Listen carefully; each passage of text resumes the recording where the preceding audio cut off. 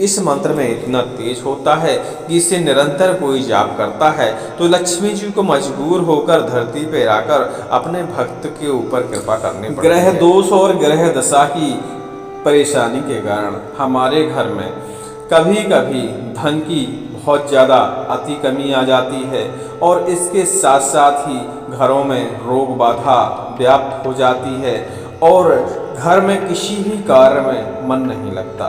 तो ऐसे में आपको बिल्कुल भी परेशान होने की आवश्यकता नहीं है, बस धैर्य धारण करने की आवश्यकता है। और हम आपको बता दें कि जब कुंडली में और घर में वास्तु और ग्रह दोष पीड़ित होते हैं तो घर में कई प्रकार की समस्याएं आ ही जाती हैं और हमको जानकारी के अभाव में बस परेशानी ही होती है। और यदि हमें जानकारी लग भी जाती है तो कई बार उपाय इतने कठिन होते हैं कि हम आसानी से कर नहीं पाते, या उपाय खर्चीले भी होते हैं तो खर्च के कारण भी हमारे पैर पीछे हट जाते हैं कि ये उपाय करने में बहुत खर्च हो जाएगा, करें कि ना करें, बस विचार करते रह जाते हैं और उस कार्य को करने के लिए हम हमेशा टालते रहते हैं। तो अब हम आपको बता दें कि शास्त्रों में ऐसे जरूरी नहीं है कि आप खर्चीले उपायों को ही करें, आप सस्ते उपाय और बिना खर्च वाले, बिना धन खर्च वाले उपाय भी कर सकते हैं, क्योंकि उस जमाने में तो ऋषि मुनि लोग खर्च नहीं करते होंगे, सिर्फ उन्हें तप की शक्ति की आवश्यकता होती थी और मंत्रों को सही ढंग से जपने की आवश्यकता होती थी और छोटे छोटे औषधि तंत्रों को करने से वो सारी समस्याओं को हल कर देते थे और ऐसे उपायों को बताते थे कि आम आदमी भी अपने छोटे छोटे तंत्र करके अपने जीवन को सुखमय बना लेते थे। और आज भी उन तंत्रों का प्रयोग लोग करते हैं जिनको जानकारी है, जिनके पूर्वजों ने बता के रखा है या जिनके गुरु को जानकारी है और गुरु लोग अच्छी सलाह देते हैं तो उनके भक्त लोग हमेशा उपायों को करते हैं और अपनी परेशानियों को दूर करते हैं। और कलयुग में धन की परेशानी सबसे ज़्यादा बड़ी परेशानी मानी जाती है, क्योंकि जब लोगों के पास धन आमद होती है और धन होता है तो 80% उनकी परेशानियां धन के जरिए ख़त्म हो जाती हैं। यदि रोग बाधा हुई तो अच्छे से अच्छे डॉक्टर को वह दिखा देते हैं, ठीक हो ना हो, लेकिन पैसा लग जाता है तो संतोषपूर्ण स्थिति बन जाती है।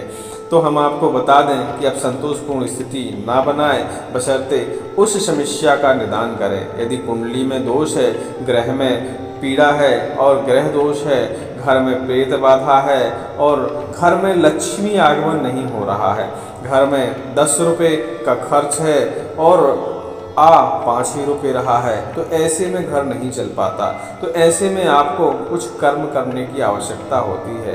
कहते हैं कलयुग में कर्म के हिसाब से ये आदमी अपना भाग्य बदल सकता है, क्योंकि ब्रह्मा जी ने एक किसी शास्त्र में ऐसा कहा है और किसी प्रवचन में हमने भी सुना है कि कलयुग में लोग कर्म के आधार पर अपना भाग्य बदल सकते हैं। जो लिख के आया है ऊपर से, उस भाग्य को थोड़ा सा सुधार किया जा सकता है यदि हम अपने कर्मों को थोड़ा सा बदल दें, लेकिन लोग उन विचारों को नज़रअंदाज कर देते हैं और उसके बारे में सोचते ही नहीं हैं, बस मेहनत करने में डटे रहते हैं कि मेहनत करने से हमें धन का लाभ हो जाएगा और हमारी समस्याएं हल हो जाएगी। लेकिन आप कितनी भी मेहनत कर लें, यदि आपकी कुंड ग्रह दोष की समस्या है, घर में कोई प्रेत बाधा, नज़र दोष की समस्या है, तो आप दिन रात मेहनत क्यों ना करते हो, बस आप धन कमा के लाएंगे तो घर लाते ही धन खर्च हो जाएगा और आप उस धन को संचय कर ही ना पाएंगे और फिर आपके पास दूसरे दिन धन की कमी हो जाएगी।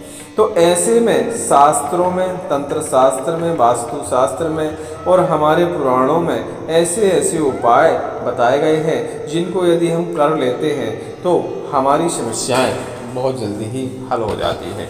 तो उन्हीं उपायों में से कुछ उपाय हम आपके लिए इस वीडियो में लाए हैं और छोटे छोटे उपाय हैं, बिना खर्च के उपाय हैं, बस थोड़ा सा दिनचर्या में परिवर्तन करना है और थोड़े से उपाय करने हैं तो आप लोग आसानी से कर सकते हैं और अपने जीवन को सफल बना सकते हैं। हम यह उपाय आपके लिए कुछ शास्त्रों से खोज के लाए हैं और यह उपाय आप करते हैं तो यकीन मानिए आपके घर में धन आगमन के रास्ते खुल जाएंगे, बीमारी या रोग बाधा नष्ट होना शुरू हो जाएगी और धीरे धीरे घर में शांति प्रतीत होने लगेगी। यदि घर में कलह मच रही है तो उसमें भी आपको शांति मिलेगी।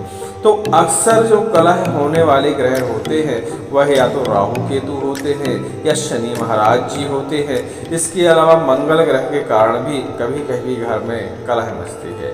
तो हम ग्रहों ऐसे उपाय बताने जा रहे हैं जिससे ग्रहों का भी निदान हो जाएगा और आपके घर में वास्तु दोष भी हट जाएगा।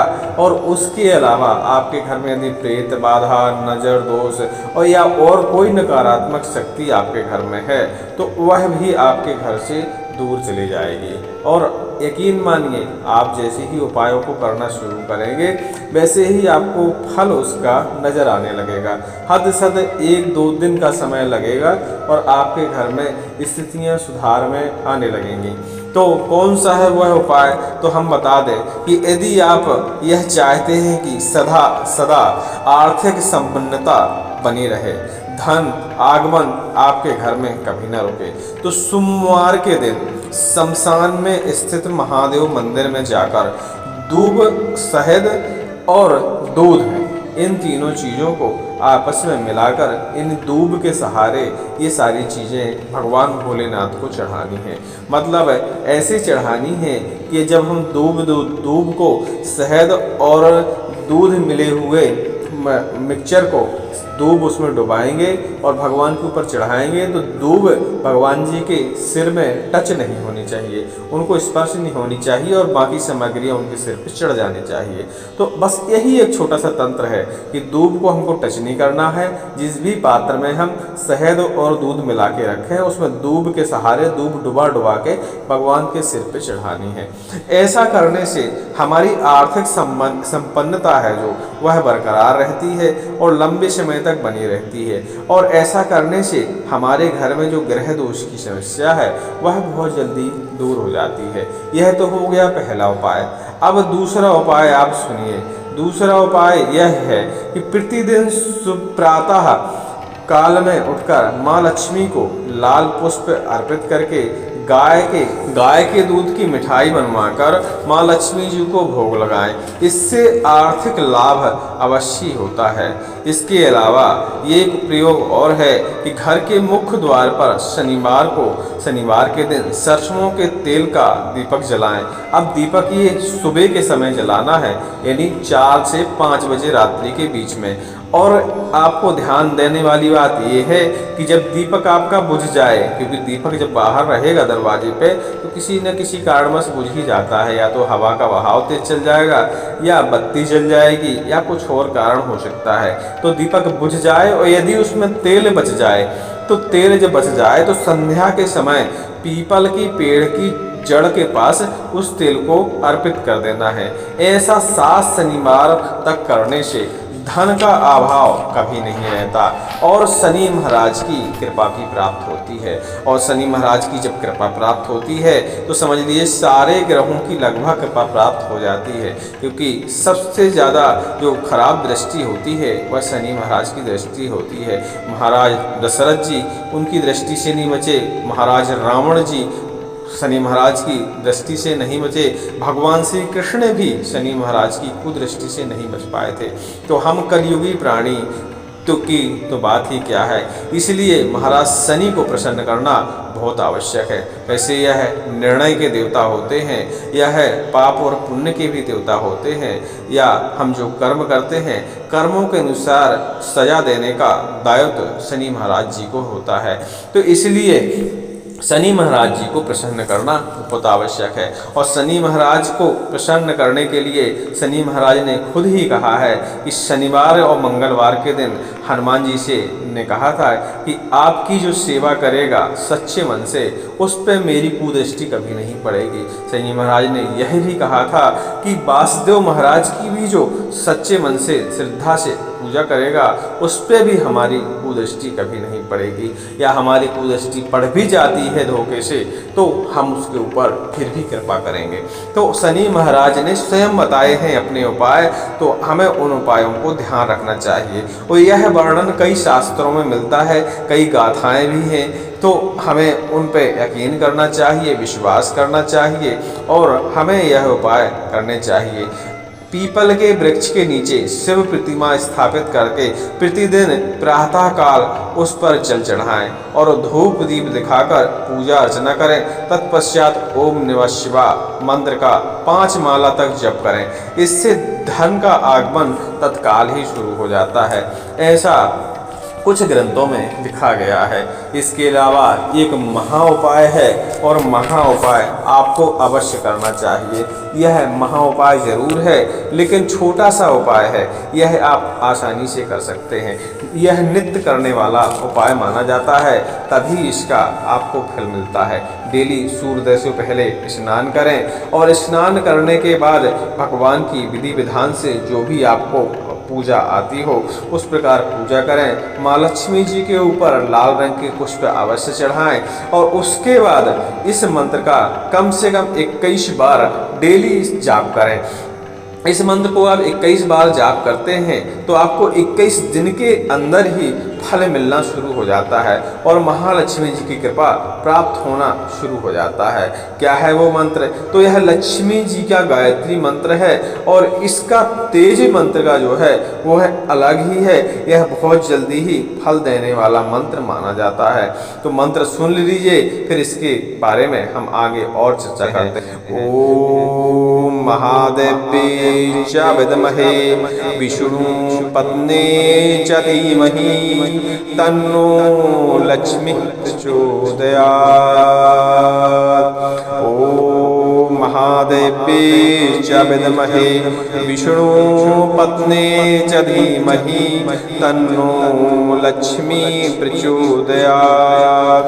इस प्रकार का यह लक्ष्मी गायत्री मंत्र है और शास्त्रों में और ऋषि मुनि लोग और हमारे संत लोग बताते हैं इस मंत्र में इतना तेज होता है कि इसे निरंतर कोई जाप करता है तो लक्ष्मी जी को मजबूर होकर धरती पर आकर अपने भक्त के ऊपर कृपा करनी पड़ती है। तो हमें इस मंत्र का डेली हम 1 माला तो जप नहीं कर सकते, वैसे शास्त्रों में लिखा है कि प्रतिदिन 1 माला जप करनी चाहिए, लेकिन हमारे पूज्य गुरुजी बागेश्वर धाम सरकार ने बताया है कि अब कलयुग में इतना समय सब लोगों के पास नहीं होता क्योंकि बहुत व्यस्तता वाला युग है यह है। भले काम ना रहे लेकिन लोग सुबह उठते ही के साथ व्यस्त हो जाते हैं। तो हम आपको बता दें 21 बार यदि नित्य से 21 दिन तक आप पढ़ते हैं तो आपके ऊपर महालक्ष्मी जी की कृपा धीरे धीरे प्राप्त होना शुरू हो जाएगी। बस सच्ची श्रद्धा से मंत्र जाप करते समय मन में महालक्ष्मी जी का ध्यान जरूर करें, तभी इस मंत्र का पूर्ण फल मिलता है। और मंत्र को पढ़ते समय हमेशा आंखों को बंद रखें और मन के अंदर लक्ष्मी जी का ध्यान रखें और मंत्र को जाप करें। तो मंत्र यदि आपको इस वीडियो में सही ढंग से समझ में ना आया हो तो आप किसी भी गायत्री मंत्र की किताब उठा सकते हैं, उसमें आपको लक्ष्मी गायत्री का मंत्र मिल जाएगा। नहीं तो हमारे गूगल बाबा पे आप सर्च करिएगा, गूगल बाबा पे लक्ष्मी गायत्री का मंत्र आपको अवश्य मिल जाएगा। क्योंकि हमारे गूगल बाबा ने सारे लगभग सभी शास्त्रों को स्टोर करके रखा है, तो आप उसमें जैसे ही गायत्री मंत्र लक्ष्मी गायत्री डालेंगे मंत्र निकल के आपके सामने आ जाएगा। और उम्मीद करते हैं कि जो जानकारी हम आपको उपलब्ध करा रहे हैं वह आपको अच्छी लग रही होगी और आप हमारी जानकारी के बताए अनुसार यदि उपाय करते हैं तो उनसे आपको फल की प्राप्ति भी हो रही होगी। और आपको यदि हमारी जानकारी ठीक लग रही है तो आप हमारे चैनल को सब्सक्राइब और लाइक कर सकते हैं ताकि समय पर हमारा वीडियो आप दोबारा देख सकें। बोलिए बागेश्वर महाराज की जय, हेमंत लला की जय। ओम श्री रामाय नमः, ओम बागेश्वराय नमः, ओम नमो नरसिंहाय।